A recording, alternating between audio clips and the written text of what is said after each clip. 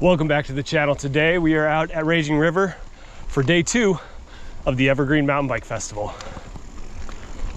Man, this festival has so many brands. It's really exciting. If you really wanted to see a bunch of stuff, come check it out.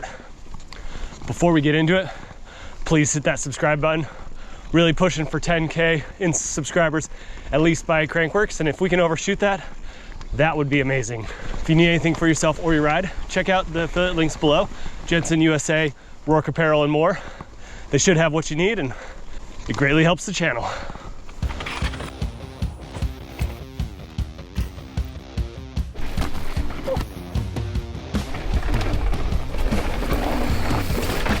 So I am now on my second lap on the Propain Tyee.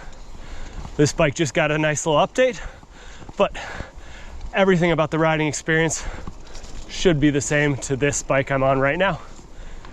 So as far as climbing goes, let's get right into it. We'll start with body position. So climbing wise, the body position is good. It's not my favorite exact preference, which is weird to say. The C-tube is gotta be one of the steepest I've ridden recently. It reminds me more of my Da Vinci chainsaw. It's not full on bare on the trike, but I would probably put a little bit longer stem on this bike just to feel better. It looks like they got a 35 or something real tiny on this one. You do kind of lose some space when you're hitting switchbacks as far as your knees on the shifter and dropper post. But overall, because of that steep C-tube, you can climb up some real steep things without even really thinking about it, and it'll pivot around a switchback pretty well, except for that contact with the knee. So, not gonna give it top marks for switchbacks, but it is definitely up there. As far as efficiency goes, gonna have to give it top marks there. I'm really impressed. I'm not familiar with the Propain suspension, really. Like, I've only barely ridden one of their bikes before, and this is the most time I've spent on either of their bikes, the Spindrift or the Tyee. And for the amounts of travel that these two bikes have, it just goes. It does seem like maybe it prefers the efficiency over the traction, because it does feel quite firm, especially when you're pedaling hard. But overall, it's a really easy climbing bike. That very modern geometry will help a lot of riders when things are steep or just tight and technical. It really weights the bike nicely. So yeah, that is how the Propain Tyee gets up. All right, let's get into the fun stuff on the Propain Tyee.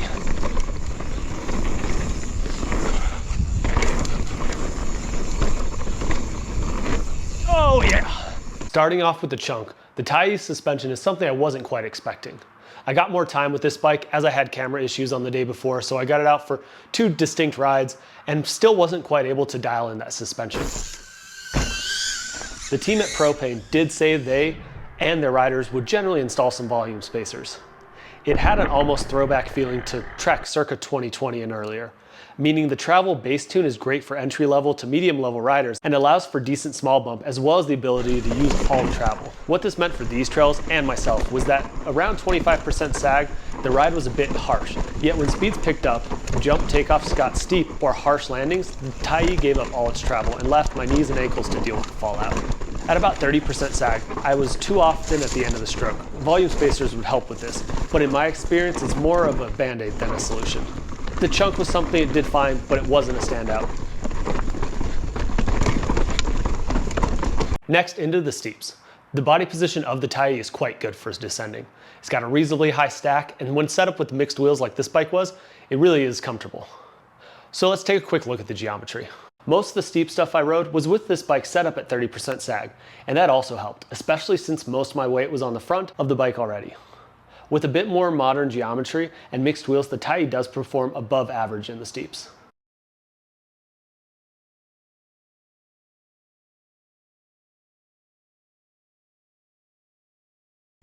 All right, well, rode some real steep stuff yesterday, but today, let's see how it jumps.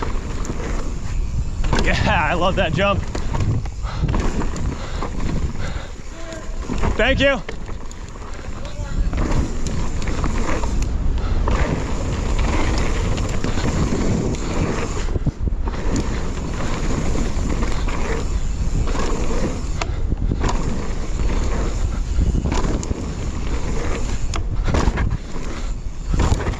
Whoa, not my best. Whew. First run of the day was a little rough, but yeah, this bike loves turns. Shouldn't say that. This bike does well in turns. Getting into jumps, it should be said that while this was my first ride of the day, the Pivot Firebird was also my first ride of the day, and things went much better.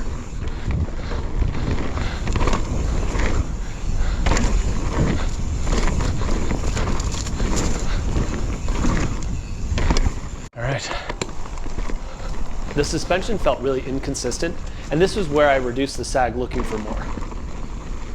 It helped, but on more technical jumps and bigger lips, it would still blow through its travel, which made for some dicey and just inconsistent takeoffs. Lastly, in the corners, the small wheel and geometry made for quick direction changes and a bike that could be easily placed in line. Especially at 30% sag, it tracked well, but bounced more as pressures increased, and still gave up the travel and wallowed when pushed hard into berms.